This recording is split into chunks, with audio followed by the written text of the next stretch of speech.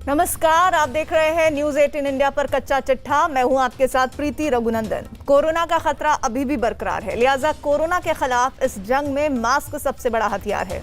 News 18 mask के लिए मुहिम भी चला रहा है, #मास्क पहनो इंडिया। न्यूज 18 आप सबसे अपील करता है कि मास्क जरूर पहने, क्योंकि इसी सावधानी में इस वक्त सबसे बड़ा बचाव है। और इसी के साथ आइए कच्चा चिट्ठा प्रोग्राम की शुरुआत करते हैं और आपको बता दें हैं आज कौन सी विशेष रिपोर्ट आपके लिए है। पाकिस्तान से आतंकी खेप भारत भेजने वाले लश्कर-ए-तैयबा को जोरदार झटका लगा है। हाफिज सईद के सबसे भरोसेमंद दहशतगर्द मुदस्सिर पंडित उर्फ माज भाई को भारतीय सुरक्षा बल ने जहन्नुम पहुंचा दिया है। मुदस्सिर पंडित साल 2019 से कश्मीर में लश्कर का कमांडर था। उसका नाम कई वारदातों में सामने आया था। मुदस्सिर पंडित ने पुलिस वालों की हत्या के साथ कई पार्षदों की जान ली थी, लेकिन उसे क्या पता था कि सोपोर में मौत उसका इंतजार कर रही है।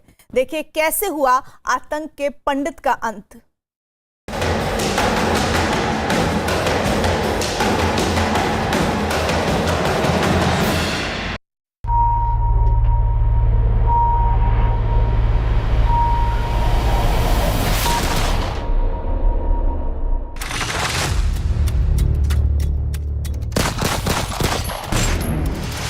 मोस्ट वांटेड हाफिज का किलर कमांडर ढेर।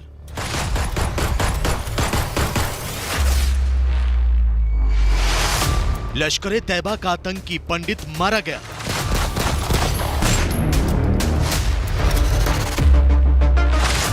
कश्मीर घाटी में ऑपरेशन, लाहौर में मातम। ये जंग जारी है, इंशाअल्लाह ये जंग हम कश्मीर में भी जीतेंगे।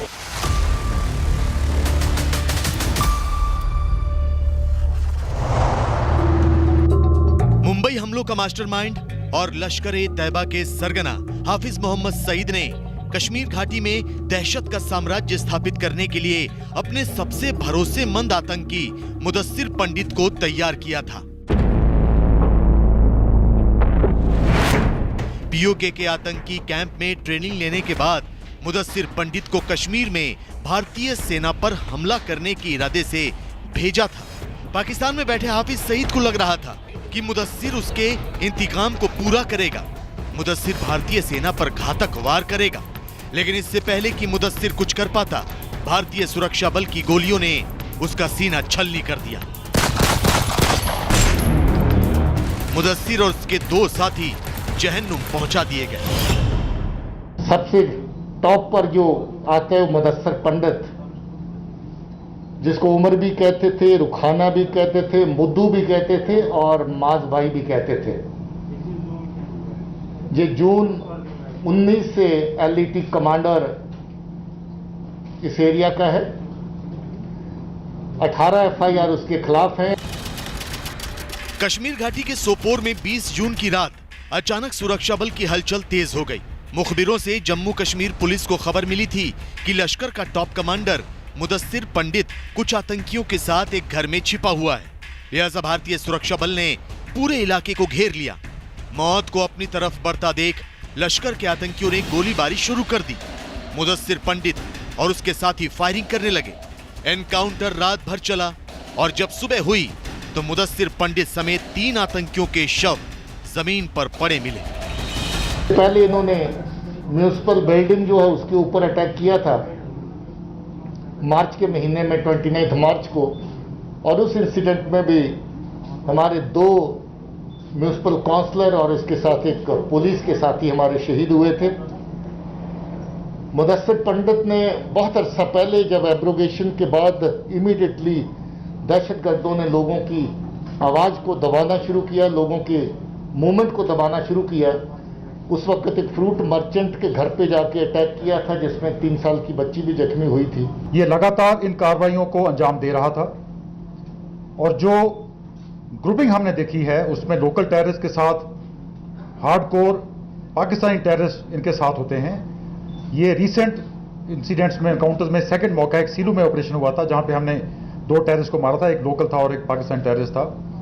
तो ये बड़ा एक नेटवर्क जो नेक्सस है जो एग्जिस्ट कर रहा है और यही एक कॉज ऑफ कंसर्न है कि जो लोग इकट्ठे मिलके ऐसे ऑपरेशन को अंजाम देते हैं और इनोसेंट कश्मीरियों का खून बहाते हैं। इस नेक्सस को तोड़ना है। मुदस्सिर पंडित उर्फ माज भाई का मारा जाना लश्कर तैयबा, उसके सरगना हाफिज सईद और इमरान खान के लिए किसी सदमे से कम नहीं, क्योंकि मुदस्सिर लश्कर का एक खूंखार आतंकी ही नहीं था, बल्कि आतंक की कई खूनी इबारतें लिख चुका था। मुदस्सिर पंडित ने लोगों की आवाज दबाने के लिए बंदूक उठाई थी। 2019 से मुदस्सिर लश्कर तैयबा का कमांडर था। 3 सरपंचों और हुर्रियत के अलगाववादी धड़े से जुड़े 2 लोगों की हत्या में शामिल था। उसने एक फूड मर्चेंट के घर पर भी अटैक किया था, जिसमें एक छोटी बच्ची घायल हुई थी। मुदस्सिर पंडित पर 18 FIR दर्ज थी। मुदस्सिर कितना खूंखार आतंकी था, इसका अंदाजा इससे भी लगाया जा सकता है कि हाल ही में उसने 3 पुलिसकर्मियों, 2 पार्षदों और 2 नागरिकों की नृशंस हत्या की थी। भारतीय सेना, जम्मू कश्मीर पुलिस तथा हमारे पैरामिलिट्री फोर्सेस के जवानों ने एक जॉइंट ऑपरेशन में उत्तरी कश्मीर के सोपुर में 3 खूंखार आतंकवादियों को मौत के घाट उतार दिया है। सेना, पुलिस और पैरामिलिट्री फोर्सेस के जांबाज वीर सैनिकों को पूरा देश सैल्यूट करता है। लगातार कश्मीर घाटी में सेना आतंकवादियों का सफाया कर रही है।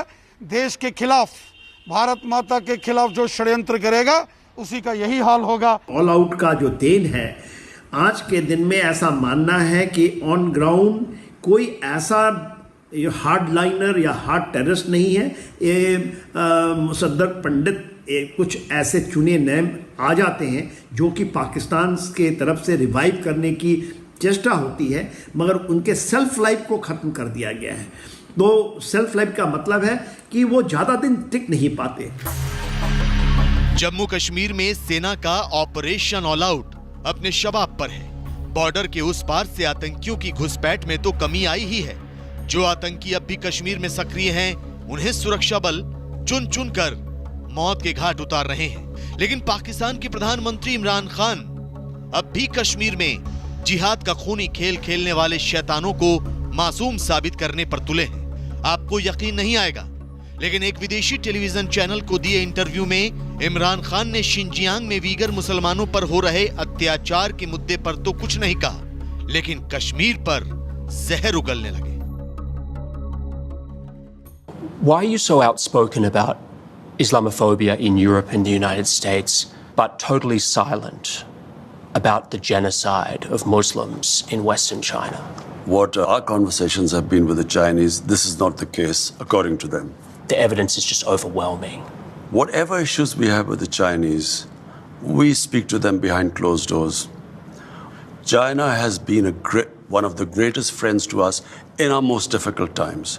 When we were really struggling, our economy was struggling, China came to our rescue. So we respect the way they are, and whatever issues we have, we speak behind closed doors. How come this is such a big issue in the Western world? Why are the people of Kashmir ignored? It is much more relevant. Compared to what might be going in the Uyghurs, 100,000 Kashmiris have been killed. There are 800,000 Indian troops which have literally, it's an open prison in Kashmir. 9 million Kashmiris are put there. Why is that not an issue? So I think it's hypocrisy. Hypocrisy यानी पाखंड तो पाकिस्तान कर रहा है, इमरान खान कर रहे हैं। कश्मीर में जिन मुस्लिमों और मानवाधिकार उल्लंघन की बात करते हैं, उन्हीं मुस्लिमों का कत्ल करने के लिए दहशत के दानव तैयार करते हैं। उन्हीं मुसलमानों को हथियार की तरह इस्तेमाल करते हैं और मौत के मुंह में धकेलने की कोशिश करते हैं। जाहिर है पाकिस्तान की नीयत में खोट है, लेकिन भारत को अच्छी तरह पता है कि उसका इलाज क्या है। लिहाजा एक तरफ भारतीय सेना आतंकियों को ठिकाने लगाने के लिए ऑपरेशन ऑल आउट को जारी रखे हुए है, वहीं भारत सरकार ने साफ कर दिया है कि कश्मीर में आर्टिकल 370 की बहाली नहीं होगी। 24 जून को पीएम मोदी कश्मीर के सभी राजनीतिक दलों के नेताओं के साथ बैठक करेंगे, लेकिन पाकिस्तान को डर है कि इस बैठक के बाद भारत कुछ बड़ा करने वाला है। लिहाजा उसके विदेश मंत्री शाह महमूद कुरैशी ने एक बार फिर गीदड़ भभकी दी है। हालांकि पाकिस्तान की गीदड़ भभकियों का भारत पर कोई असर नहीं होने वाला। कश्मीर में आतंकियों का सफाया जारी है और उनके रहनुमाओं पर कार्रवाई भी हो रही है। कश्मीर को आतंक मुक्त करने और मुख्य धारा से जोड़ने के ब्लूप्रिंट पर अमल किया जा रहा है। और पाकिस्तान की जमीन से चल रहे आतंकी संगठन लश्कर तैयबा का दहशतगर्द मुदस्सिर पंडित तो मारा गया है, लेकिन इमरान खान को अब भी उम्मीद है कि उनके देश पर लगा आतंक का दाग धुल जाएगा। दरअसल आज से 25 जून तक पेरिस में FATF की बैठक होगी और इस बैठक में पाकिस्तान के भविष्य पर भी फैसला किया जाएगा। पाकिस्तान को लगता है कि इस बार वो ग्रे लिस्ट से बाहर निकलने में कामयाब हो जाएगा, लेकिन इसी बीच इमरान खान ने एक ऐसा बयान दे दिया है जिससे पाकिस्तान का सुंदर सपना टूट सकता है।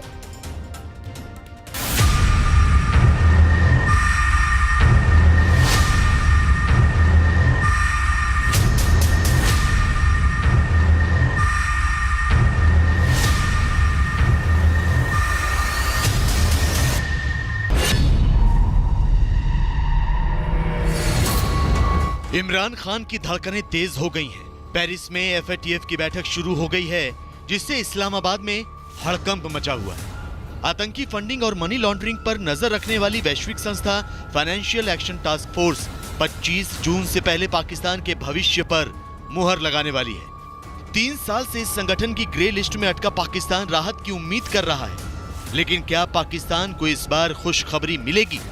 इस सवाल का जवाब जानने से पहले आपको बता दें कि टेरर फंडिंग और मनी लॉन्ड्रिंग के खिलाफ ठोस कार्रवाई न करने पर पाकिस्तान को जून 2018 में FATF की ग्रे लिस्ट में रखा गया था। तब से पाकिस्तान उसी लिस्ट में बना हुआ है। FATF ने आतंकी फंडिंग और मनी लॉन्ड्रिंग के केस में पाकिस्तान से 27 बिंदुओं पर काम करने के लिए कहा था, लेकिन अब तक उसने कई शर्तों को पूरा नहीं किया है। 21 से 25 जून के बीच किसी भी दिन पाकिस्तान की किस्मत का फैसला हो सकता है। तो आपको बता दें कि FATF में कुल 37 देश और 2 क्षेत्रीय संगठन हैं। इस दौरान वोटिंग होगी। अगर पाकिस्तान को ग्रे से व्हाइट लिस्ट में आना है तो उसे कम से कम 12 सदस्य देशों के वोट चाहिए होंगे। लेकिन अमेरिका और फ्रांस जैसे कई देशों को आशंका है कि अगर पाकिस्तान ग्रे लिस्ट से बाहर आ गया, उसे पाबंदियों से राहत मिल गई, तो इसका फायदा वहां मौजूद आतंकी संगठन उठा सकते हैं। ऐसे में बहुत मुश्किल है कि पाकिस्तान ग्रे लिस्ट से बाहर आए। FATF की बैठक शुरू हो चुकी है और जैसा कि उनका मानना है कि पाकिस्तान ने अभी तक 27 शर्तों में पूरी शर्तें नहीं मानी है और पाकिस्तान के अंदर के जो कई बलूच, पश्तून और जो उनके जो विरोधी ग्रुप हैं वो कह रहे हैं कि पाकिस्तान को ग्रे लिस्ट से ब्लैक लिस्ट में किया जाए, क्योंकि जो पाकिस्तान अभी भी टेरर ऑर्गेनाइजेशंस को LET, तालिबान, JEM इनको सपोर्ट करता जा रहा है और जो बाहर से टेरर के लिए पैसा आ रहा है उसके ऊपर कोई ठीक तरीके से रोक टोक नहीं हुई है। पाकिस्तान आतंक की पैरोकारी करता रहा है, लिहाजा FATF ने उस पर शिकंजा कभी ढीला नहीं किया। देखिए कैसे आतंकिस्तान अब तक FATF के रडार पर रहा है। साल 2008 में पाकिस्तान पहली बार FATF की ग्रे लिस्ट में आया। इसके बाद 2009 में वो इस लिस्ट से बाहर आ गया, लेकिन 3 साल बाद यानी 2012 में उसे एक बार फिर ग्रे लिस्ट में डाल दिया गया। 4 सालों तक ग्रे लिस्ट में रहने के बाद 2016 में वो इससे बाहर आया, लेकिन 2018 में एक बार फिर FATF ने उस पर शिकंजा कसा और ग्रे लिस्ट में डाल दिया। तब से लेकर अब तक आतंकिस्तान ग्रे लिस्ट की ही शोभा बढ़ा रहा है। अब यह समझना भी जरूरी है कि पाकिस्तान के लिए ग्रे लिस्ट किस तरह काल साबित हो रहा है। दरअसल किसी भी देश के FATF की ग्रे लिस्ट में होने का सीधा असर उसे मिलने वाले विदेशी निवेश पर पड़ता है। आयात, निर्यात और IMF और ADB जैसी अंतर्राष्ट्रीय संस्थाओं से कर्ज मिलने में भी अड़चनें आती हैं। ई-कॉमर्स और डिजिटल फाइनेंसिंग में भी इसकी वजह से मुश्किल खड़ी होती है। जब सबूतों से यह साबित हो जाता है कि किसी देश से टेरर फाइनेंसिंग और मनी लॉन्ड्रिंग हो रही है और वो इन पर लगाम नहीं कस रहा, तो उसे ब्लैक लिस्ट में डाल दिया जाता है। पाकिस्तान पर फिलहाल इसी तरह का खतरा मंडरा रहा है। ऊपर से पाकिस्तान के नीति निर्माता खुद जिस तरह आतंक की रहनुमाई कर रहे हैं, उससे पाकिस्तान की मुश्किलें बढ़ने की आशंका जताई जा रही है। अमेरिका बार बार पाकिस्तान से अफगान बॉर्डर के पास एक एयर बेस देने की मांग कर रहा है, लेकिन तालिबान का पक्ष लेते हुए पाकिस्तान के प्रधानमंत्री इमरान खान ने साफ शब्दों में इससे इनकार कर दिया है। Will you allow the American government to have CIA here in Pakistan to conduct cross-border counter-terrorism missions against Al-Qaeda, ISIS, or the Taliban? Absolutely not. There's no way we're going to Seriously? allow any bases, any sort of action from Pakistani territory into Afghanistan. Absolutely not. साफ है, पाकिस्तान की मौजूदा सरकार खुलेआम आतंकी संगठन तालिबान का पक्ष ले रही है। तो शायद यही वजह है कि पाकिस्तान के सांसद भी इमरान सरकार में विदेश मंत्री शाह महमूद कुरैशी को तालिबान का विदेश मंत्री कह रहे हैं। देखिए कैसे पाकिस्तान के ही एक सांसद ने आतंक के मुद्दे पर इमरान खान की पोल खोल दी। परसों हमारे वजीर खारजा साहब का एक इंटरव्यू में देख रहा था, एक मीडिया चैनल के साथ उनका इंटरव्यू था, और उस इंटरव्यू में वो तालिबान को ऐसे डिफेंड कर रहे हैं, ऐसे तालिबान को ऐसे डिफेंड कर रहे थे जैसे कि वो पाकिस्तान के वजीर खारजा नहीं, तालिबान के वजीर खारजा हो। और शायद फिर उनको, क्योंकि वो कंट्रोल करने वाले तालिबान वो एक ही लोग हैं, शायद उनको इजाफी चार्ज दिया गया हो। जाहिर है, पाकिस्तान के सांसद का सच बयां करना और इमरान का अमेरिका को एयरबेस देने से इनकार करना मुश्किलों का सबब बन सकता है। पाकिस्तान पर अमेरिका की नजरें टेढ़ी हो सकती हैं और अगर ऐसा हुआ तो FATF की ग्रे लिस्ट से बाहर आना उसके लिए लगभग नामुमकिन हो जाएगा।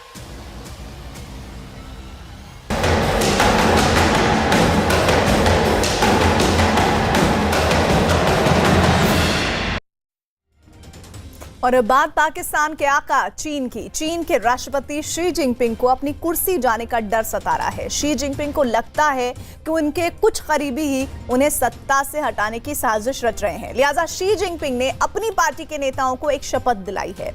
शपथ ये कि कोई भी शी जिनपिंग से गद्दारी नहीं करेगा। लेकिन शी जिनपिंग को भी पता है कि उनके खिलाफ विद्रोह की चिंगारी भड़क उठी है। दरअसल शी जिनपिंग के राजदार ने अमेरिका की शरण ले ली है और गौर करने वाली बात यह कि शी जिनपिंग के इस राजदार ने बाइडेन प्रशासन को वुहान वायरस की सारी जानकारी दे दी है।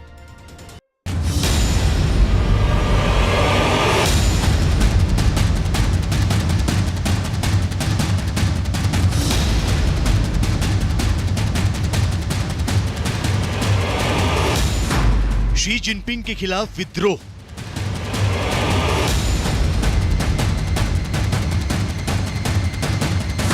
शी के करीबी ने बिगाड़ा खेल।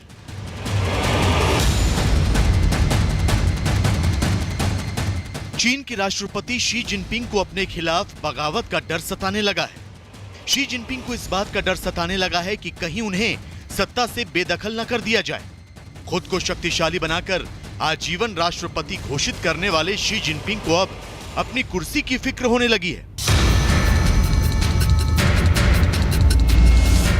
यही वजह है कि उन्होंने सत्तारूढ़ कम्युनिस्ट पार्टी के शताब्दी समारोह से पहले पार्टी के वरिष्ठ नेताओं को सार्वजनिक रूप से वफादारी की शपथ दिलाई। इस दौरान शी जिनपिंग ने नेताओं को अपनी हर बात मानने का फरमान सुनाया। बगावत की आशंका के बीच शी जिनपिंग की चाल का मजमून है ये शपथ पत्र, जिसमें कम्युनिस्ट पार्टी के हर नेता ने शपथ ली है कि ये मेरी इच्छा है कि चीन की कम्युनिस्ट पार्टी से जुड़ूं। मैं पार्टी के कार्यक्रम को बनाए रखूंगा, पार्टी संविधान का पालन करूंगा, पार्टी के सदस्य के तौर पर अपने दायित्वों का निर्वहन करूंगा, पार्टी के फैसलों को लागू कराऊंगा, पार्टी के अनुशासन का सख्ती से पालन करूंगा, पार्टी के रहस्यों को कायम रखूंगा, पार्टी के प्रति वफादार रहूंगा, कड़ी मेहनत करूंगा, जीवन भर साम्यवाद के लिए लड़ूंगा, पार्टी और लोगों के लिए हर समय बलिदान देने के लिए तैयार रहूंगा, कभी पार्टी से विश्वासघात नहीं करूंगा। बीजिंग में CPC के संग्रहालय की एक प्रदर्शनी देखने के दौरान पार्टी के पोलित ब्यूरो के 25 सदस्यों के आगे खड़े शी जिनपिंग ने उन्हें ये शपथ दिलाई, जिसके बाद से कयास ये लगाए जाने लगे हैं कि शी जिनपिंग के खिलाफ पार्टी का एक धड़ा विद्रोह की तैयारी कर रहा है। कम्युनिस्ट पार्टी अधिवेशन के अंदर शी जिनपिंग का अपने मेंबर से शपथ दिलवाना, इसका मतलब ये है कि वहां पर असंतोष है। शी जिनपिंग के खिलाफ आवाजें उठ रही हैं और शी जिनपिंग नहीं चाहते कि उनके खिलाफ आवाजें उठें। वो सबसे शक्तिशाली नेता हैं चीन के, और ये बिल्कुल कहना सही होगा कि कोरोना संक्रमण से चीन के अंदर भी बहुत बड़ी हानि हुई है, इसीलिए इस प्रकार की बातें हो रही हैं। दिसंबर 2012 में पद संभालने के बाद से शी जिनपिंग को आधिकारिक तौर पर चीन की कम्युनिस्ट पार्टी का या कहें सीपीसी का मुख्य नेता घोषित कर दिया गया। हालांकि शी जिनपिंग को 2023 में दूसरा कार्यकाल पूरा होने के बाद रिटायर हो जाना चाहिए, लेकिन उनके आजीवन राष्ट्रपति और सीपीसी के मुख्य नेता के पद पर बने रहने की उम्मीद है, क्योंकि नेशनल पीपल्स कांग्रेस ने 2018 में संविधान में संशोधन कर 5 साल के 2 कार्यकाल की अधिकतम सीमा को हटा दिया था। ऐसे में सवाल ये कि उनके खिलाफ विद्रोह कैसे हो सकता है। दरअसल इसके पीछे कई वजह हैं। कोरोना वायरस के मुद्दे पर चीन की साख में गिरावट, दुनिया में चीन को दुश्मन देश के तौर पर देखा जाना, शी जिनपिंग की अति महत्वाकांक्षा और उनकी बढ़ती मनमानियां। शी जिनपिंग बहुत सारी समस्याओं से ग्रस्त हैं। एक तरफ हांगकांग में असंतोष है, दूसरी तरफ साउथ चाइना सी के अंदर पूरी दुनिया चीन के खिलाफ लामबंद हो चुकी है। उधर जापान भी आंखें दिखा रहा है और वहीं हिंदुस्तान के साथ गलवान में उसके बहुत सारे सैनिकों ने शहादत पाई है। और ये ना भूलें कि कोरोना से भी उसकी बहुत बड़ी क्षति हुई है। बहुत सारी कंपनियां जो हैं वो चाइना छोड़ के इधर उधर चली जा रही हैं। शी जिनपिंग को अच्छी तरह पता है कि उनके खिलाफ माहौल बनने लगा है। दुनिया भर के देश ही नहीं बल्कि चीन के लोग भी अब उनकी नीतियों को नकारने लगे हैं। तो शी जिनपिंग के लिए एक और मुश्किल का सबब यह है कि उनका एक राजदार अमेरिका की गोद में जा बैठा है। गौर से देखिए, ये हैं चीन के टॉप अधिकारी और शी जिनपिंग के करीबी डोंग जिंगवेई। डोंग चीन के राज्य सुरक्षा मंत्रालय, जिसे गुआनबू भी कहा जाता है, उसमें उपमंत्री हैं। गुआनबू मूल रूप से चीन की जासूसी एजेंसी है। वो अप्रैल 2018 से ही वहां काउंटर इंटेलिजेंस गतिविधियों का नेतृत्व कर रहे हैं। तो अब अफवाह यह है कि डोंग जिंगवेई इस साल फरवरी में अपनी बेटी डोंगयांग के साथ हांगकांग के रास्ते अमेरिका भाग गए। यही नहीं, कहा तो यहां तक जा रहा है कि डोंग जिंगवेई ने वुहान के वायरस कनेक्शन पर जो बाइडेन प्रशासन को कुछ सबूत भी सौंपे हैं, जिसकी वजह से अमेरिका कोरोना वायरस की उत्पत्ति के मुद्दे पर नए सिरे से जांच करवाना चाहता है। चीन के ऊपर इन चीज़ों का कोई खास अंतर नहीं पड़ेगा, क्योंकि चीन एक बहुत बड़ी अर्थव्यवस्था है, बहुत मजबूत उसके पास सैन्य शक्ति है और बहुत ही सुदृढ़ पॉलिटिकल स्ट्रक्चर है। तो अगर एक व्यक्ति चाइना से भाग के अमेरिका चला गया और अमेरिका में वहाँ जो बाइडेन के सामने उसने कुछ बातें बता दी हैं, तो उससे कोई चीन को फर्क पड़ने लगेगा, ये हमारी गलतफहमी है। डोंग के पाला बदलने की बात सबसे पहले चीन के विदेश मंत्रालय के एक पूर्व अधिकारी हान लियांचाओ ने कही थी। अमेरिका में रह रहे लोकतंत्र समर्थक कार्यकर्ता हान लियांचाओ ने कहा था कि डोंग ने अपना पाला बदल लिया है और अगर वाकई शी के राजदार ने अमेरिका में शरण ले ली है तो ये चीन के लिए किसी बड़े झटके से कम नहीं होगा। हालांकि चीन की एक न्यूज वेबसाइट के मुताबिक डोंग ने इसी 18 जून को एक सम्मेलन में हिस्सा लिया था। वेबसाइट ने दावा किया है कि डोंग चीन में ही है, लेकिन सवाल ये कि अगर वो चीन में हैं तो सामने क्यों नहीं आते। जो भी हो, फिलहाल शी जिनपिंग मुसीबतों से घिरते जा रहे हैं। आंतरिक और अंतर्राष्ट्रीय मंच पर शी को चुनौतियों का सामना करना पड़ रहा है।